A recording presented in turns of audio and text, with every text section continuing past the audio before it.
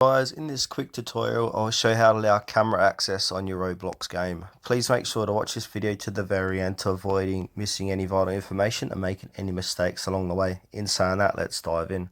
Alright, the first thing you need to do is open up your Roblox game on your phone. Make sure you're logged in. Sorry guys, I meant to click and hold on your Roblox game. And then where it says I, click onto that, brings up more information.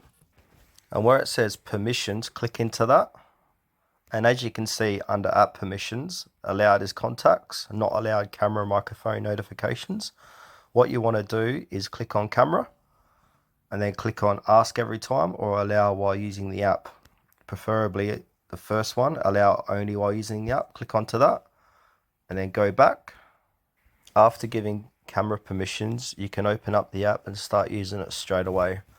But I'll show you one more way to get into those settings. So click into your settings app on your phone and then search for apps. If I can spell apps, then click onto apps and then search for Roblox. Click on Roblox and there you go. This is another way to do it. So click on permissions and then allow camera as well. Alright guys, that's the end of this tutorial. Thanks for watching to the very end.